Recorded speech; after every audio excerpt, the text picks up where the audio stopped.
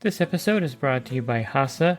Liquid is clearly better. Liquid chlorine is the highest purity, works immediately, has no added cyanuric acid or calcium, and it will leave your pool safe, clean, and clear. And by the Bottom Feeder professional grade battery powered vacuum system. It sucks to clean pools, so cleaning pools sucks less. Get $100 off with code DVB100. This episode is brought to you by Skimmer, the #1 pool service software in North America.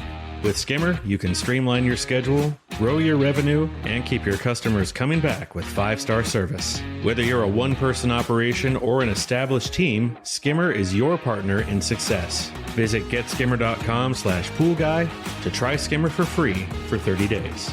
The Pool Guy Podcast Show. The Pool Guy Podcast Show. The Pool Guy Podcast Show.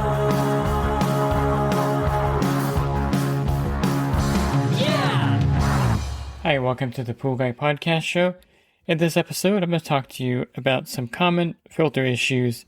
And these are not things that are usually talked about. So you're going to learn some new things and some inside information about pool filters, especially when you go to clean them. And I hope you find these tips helpful.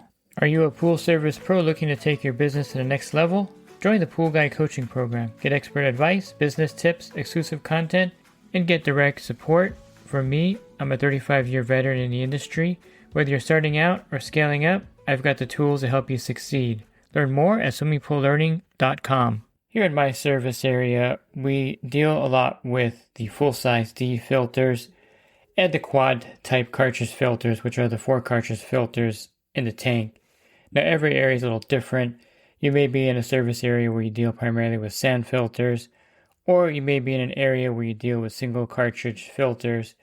Regardless, filter cleaning and the filter itself can be something that's daunting in pool service. And I'll focus a little bit on my area first because primarily that's, of course, what I know the most about. And these are the D filters and the quad type cartridge filters. The first problem that you run into with these filters is the clamp that goes on there. Usually it's a metal clamp with a spring barrel nut. Now, if you have a single cartridge filter, it's going to be maybe a plastic ring or a plastic ring nut type thing where you unscrew it, and it's different than these stainless steel clamps, I should say. And these clamps are problematic in many ways. The first one that you're going to run into, especially if you're new to the business and you just started cleaning filters, is that you can't get the filter top back on after taking it apart. You know, you'll push down on it, you'll try to get it over the O-ring, and you'll just have zero luck getting that top part back on so you can put the clamp back on the filter. A lot of this has to do, of course, with the O-ring that's in between the top and bottom part. So there's a lip on the filter, on the bottom filter, and this lip has an O-ring on there. Depending on the filter is the O-ring that's on there. They're all brand specific. So the Pentair filters, the Clean and Clear 420s, and then the Hayward filter or the Jandy filter all use different O-rings. So just keep that in mind that these O-rings are manufacturer specific to the filter. So if you have a Hayward Pro Grid, you'll have to order that O-ring or have that O-ring available to help get that lid on. So the number one reason why the top won't go on and close is because that O-ring is worn out. There really isn't anything else in particular that would cause that lid not to go on except for an O-ring that's worn out. And in a lot of cases, the O-ring looks perfectly fine. It doesn't look worn at all. Now, sometimes you can tell it's worn because it's kind of warped and it doesn't go around the tank too well, and that's obviously worn out. But in most cases, you can't even tell that it's worn. The only way you're going to tell that it's worn is that you can't get the lid back on the filter. Now, one thing I've introduced in my service is using silicone spray for the O-rings. Now, you can get the silicone spray at an auto parts store like AutoZone. Just look for RV grade silicone spray. They have it at Walmart too. Anyone will work. Right now I'm using the Blaster silicone spray. And this again is an RV grade silicone spray. And I spray all the O-rings on my route with these when I clean the filters. And it makes the O-rings last a lot longer in my opinion. Now sometimes you can still use the O-ring that's on there if you lube it up really good. And you can use Magic Lube also, even though it's quite messy. it does sometimes give you just that little more that you're going to need to get that lid back on. So try to push that lid on with the O-ring lubed up. But if it looks like it's just not going on, changing the O-ring really will solve this problem. So put the manufactured O-ring for that filter and then lube it up really good with silicone spray. And you should be able to get that lid on, no problem. You can't really put that clamp back on unless the top part and bottom part are snug together.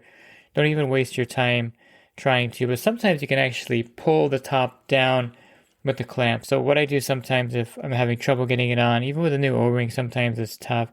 I go to Pentair 4000 series filter lid. I'll put the clamp on the back of it, and then I'll start to close the clamp around the filter, and then I'll push down on the lid as that clamp is closing. And generally I can get that clamp back on the filter. Now here's where the danger zone is when you're doing the filter cleaning.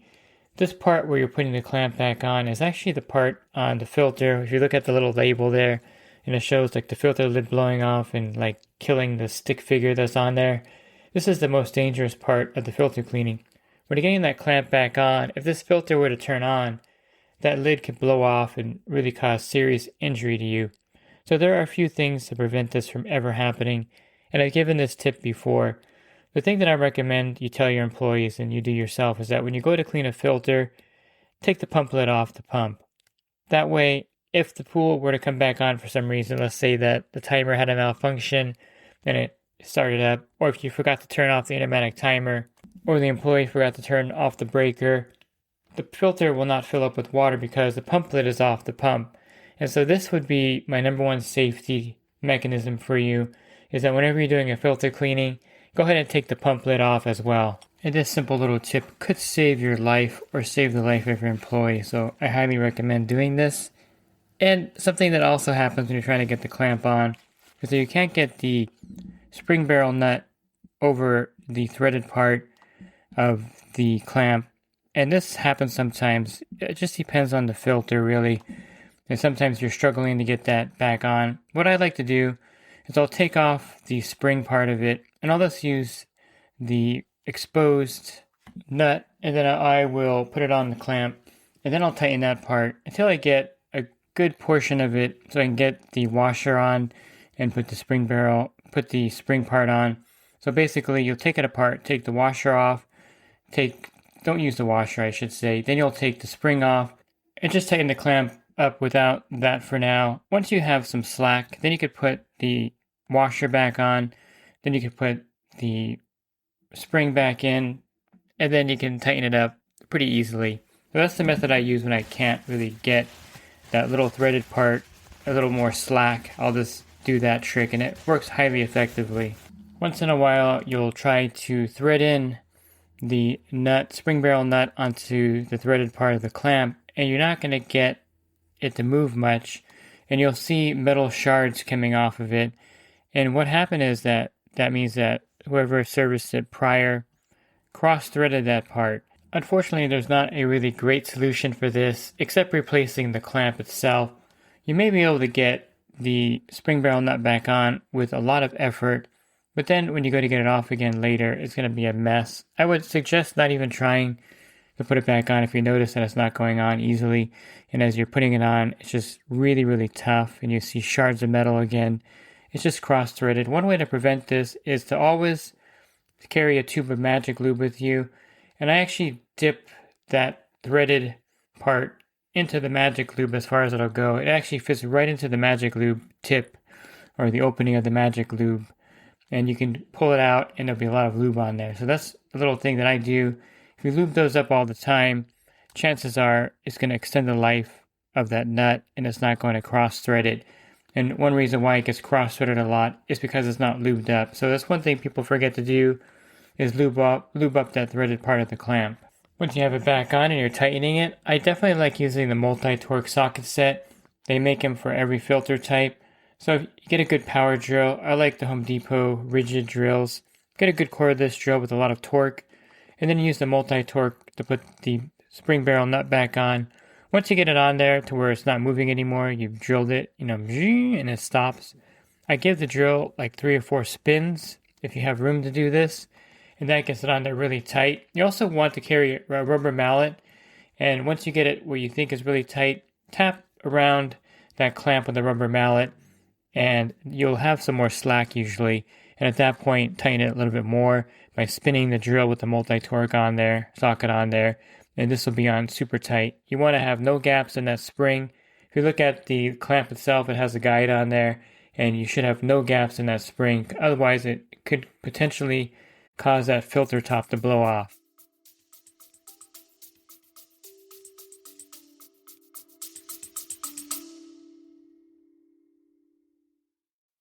And the Pool Guy Podcast Show has teamed up with UPA to bring you affordable, reliable liability insurance starting at just $64 a month.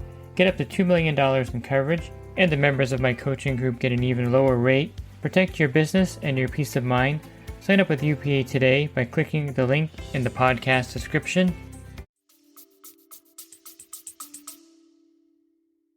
The problems I've run into with the single cartridge filter is that sometimes they're on too tight. Whoever puts them on puts that plastic threaded part on extremely tight. Other problems I've run into is a little bit of cross-threading. Sometimes there's actually debris stuck in there as well, like dirt. And when you put that on there, it actually makes it really hard to get off. A lot of times, a rubber mallet, if you tap it at a certain point on that plastic ring, you can actually loosen it up pretty easily. So the rubber mallet is a great tool to have. Just get a good one from Amazon or Home Depot. Heavy duty one is what I like to use. And you can tap, again, strategically on that ring if there's a handle, and that usually spins it free, no problem. But those plastic threads do wear out over time on those single cartridge filters, and it's something that you have to be aware of, especially if it's been cross-threaded by somebody and not installed correctly. But a lot of times they're going to feel like impossible to remove sometimes, and just tapping it strategically with a rubber mallet really does loosen it up pretty well. You can unspin that thing. Just be aware that you may have to replace the filter eventually at some point if you're having a lot of trouble getting that ring on and off the top and getting the top off the filter.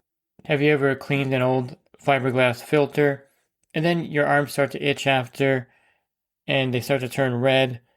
What that is basically the fiberglass shards in your arm. What happens is that when the sun hits the top of the tank, it starts to wear down the fiberglass on the filter tank. And over many years, if the filter is really old, or I've seen this happen with just exposed to direct sunlight, after just a few years, that tank lid starts to get a little brittle, the coating on there comes off, and you're left with just exposed fiberglass, basically. So when you go to clean that filter, a lot of times you're putting the lid on and you're kind of hugging that lid to get the lid on properly as you're seating it onto the O-ring, or if you're, moving and you're touching it with your arms on top, any kind of rubbing against the top of that filter will cause a lot of that fiberglass to come off, and they're pretty microscopic, and they'll get lodged into your arms, into your skin, and you'll be itching and rubbing your arms for like 2 or 3 days later. It's really annoying. I'm actually getting itchy talking about it right now, just psychosomatic. And basically, the way to avoid that, I work with long sleeve shirts, and I roll them up, and when I'm doing a filter cleaning, I'll roll my sleeves down, and that offers me pretty good protection. Now, if you don't have long sleeve shirts, then your other option is, of course, to wrap the top with some saran wrap from Costco. It's a great method, and it's a great preventative method. Just wrap the entire top of the filter with a saran wrap, and this is going to prevent you from getting those fiberglass shards in your arms as you're cleaning the filter. Let me talk a little bit about the drain plug and the drain plug O-ring. Now, if you have a Pentair Clean and Clear Plus or FNS filter on your route, you'll notice that the drain plug is directly underneath the top and bottom inlet. And this is a problem because you're going to need a special wrench to get that off. Pentair makes one. It's called the Pentair Plug Wrench 19219. 1192019 is the part number if you're looking for that. Multi-Torque also has what's called the button hook, and it's also made, it's actually a better design than the Pentair one because it has more of an angle, and this is great for getting those plugs off. But one of the dangers with this is that sometimes you can actually damage that plug trying to get it at a weird angle, and you have to take everything out of the filter and try to get the broken part off from inside the filter. Sometimes you'll break that plastic plug off at the threads, causing it to leak a little bit, and then it's kind of a messy thing to replace that plug. And again, you have to go from the inside of the filter to get the rest of that out sometimes. So I generally don't mess with these drain plugs when I'm cleaning the filter. What I'll do is I will open up the pump lid like I mentioned before, and all that dirty water that's in there will actually drain out through the pump lid. I do this a lot because those drain plugs are a pain, and having to mess with them is something I don't do often. And a lot of times the water is going to go back down, and if you have the pump lid off, it'll just run right over out of the pump basically. And it's okay to have a little bit of dirt in the tank, in my opinion, versus having to deal with this drain plug that is the most ridiculous location for anyone to put a drain plug, by the way. But they've changed that with their new filters. They've actually moved the drain plug location to a better area. The other things you're going to have, sometimes the problems you're going to have with getting these drain plugs off filters, especially the cartridge filters that are up against the wall of a house or against a fence, is that the installer didn't leave any room for you to actually reach in there to get the drain plug off. Again, the button hook's a great tool for this, but a lot of times you can't even get the drain plug off because it's right up against the wall. And again, don't worry too much about it if you can't get it off. But one of the problems you're going to have with drain plugs is that they're going to start leaking on you once you get them off and put them back on. There's actually an O-ring on there that needs to be lubed up really well. I use the silicone spray on that. And always carry spare O-rings for those filter tanks, because when you take that drain plug off, a lot of times that O-ring is worn out. It's going to start dripping from that plug area. If you have certain Jandy filters on your pool route, certain cartridge filters by Jandy have these gigantic drain plugs. They're like huge. I don't know why they put them on there.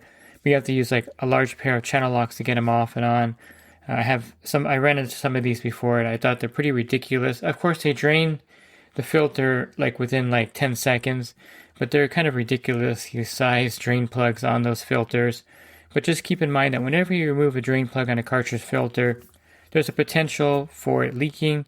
There's a potential for it to having bad threads. There was a run of waterway filters where the threads were bad, and whenever you move that drain plug, it would leak from there. So just be aware there are some things to be concerned about when you remove that drain plug from the filter when you go to clean it. But it's a good idea if you can remove it, to remove it and drain that filter out so you can get a complete cleaning of that pool filter. And briefly, I'll cover backwash valves. I'll probably do an entire podcast on this, but there are two types of backwash valves basically out there. There are the multi-port valves, and then there are the push-pull piston valves. Now with the push-pull piston valves, what you're going to run into is sometimes you'll see water leaking when it's fully closed. That means that the O-rings inside there are worn out. You also run into the problem where you'll pull it up, and then you can't push it back down. And this is a pretty big problem because if you can't push the backwash piston back down, it's going to stay in backwash mode and drain the pool when you turn on the pump. Again, a rubber mallet does come in handy here. I don't recommend doing this more than once, however, before changing the O-rings, but I've been in a pinch before where it just needs to go down slightly. And if you hit it with a rubber mallet on top, typically it'll go down just far enough to close it. And you'll have to change those O-rings, by the way. And sometimes they're really hard to get those pistons out, so just be aware that if it starts to wear out to the point where you can't close it or you have trouble pulling it open, those O-rings have expanded in there and it's going to be hard to pull that out of the cylinder. So what you do is you take the ring off, and then what I do is I just stand over it and I go side to side and start twisting it a little bit, and eventually I'll be able to pull it up. I have a video like backwash valve problems, and you'll see me in there like working my way to get this piston out. And I'm like almost getting a hernia by the time I get it out of there. But once you change those O-rings, there's two O-rings in there. Once you change them and lube them up with Magic Lube, they'll slide really easily. You'll have no problem with that backwash piston. Just don't let it get to that point where it gets really stiff where you can't pull it open or close it, because then it really becomes hard to change those O-rings later. As far as the multi-port valves, the notorious spider gasket is something to be aware of. This gasket keeps the different ports separate from each other. And when this thing wears out or gets torn or comes loose in there, the ports are no longer separate. So when you put it in filter mode, you may have some dirty water leaking into the pool. If you put it in backwash mode and then put it back into filter mode, you may have water leaking out the backwash line as well. Now there's a pretty quick fix for this until you can get it fixed. What I like to do is keep the pools running all the time. I don't like when the pools are off because then anything can happen. Plus, you have to waste time going back to the parts store, coming back to the pool that day. So what I like to do is I carry ball valves. So you carry 2-inch ball valves and 1.5-inch ball valves. And a little trick here to give yourself some more time is at the end of the backwash, if you can access it. Now, sometimes they're attached to a P-trap or they're plumbed in on the ground. At that point, you can't do anything but change the part. But if it's leaking out of the backwash while the pool's in filter mode, what I like to do is get a ball valve and just stick it at the end of the backwash discharge. Typically, it's 1.5-inch, and you just put that ball valve on there and close it. There's no need to glue it on there because there's not a lot of pressure coming out of there. So I'll just put it on the backwash pipe, and then I'll close the ball valve. And that stops the leak basically until you get time back there to change the piston O-rings on the push-pull type, or the spider gasket in the multi-port if it's leaking out of the backwash while it's in filter mode. So a little trick there that is pretty effective. Just carry some ball valves with you with the red handles, put it on the backwash pipe, and then turn it off so that it's not leaking at that point, and that buys you a little bit of time to change that later. And like I mentioned, the backwash portion of this can be a separate podcast, so I'll probably do that in the future. But these are some kind of tips that you don't hear very often about filter cleaning and filter issues you may run into on your pool route. If you're looking for other podcasts, you can find those by going to my website, swimmingpoollearning.com. On the banner, there's a podcast icon. Click on that, and there'll be a drop-down menu of over 1,900 podcasts for you to listen to at your leisure. And if you're interested in the coaching program, you can learn more at poolguycoaching.com. Thanks for listening to this podcast. Have a great rest of your week, and God bless. This episode is brought to you by Hasa, providing products that deliver clean, healthy water for every aspect of everyday life. The bottom feeder battery-powered vacuum system, portable, powerful, and only weighs 12 pounds. And Skimmer. Get Skimmer, America's #1 pool service software. Podcast listeners can try Skimmer for free at getskimmer.com/poolguy.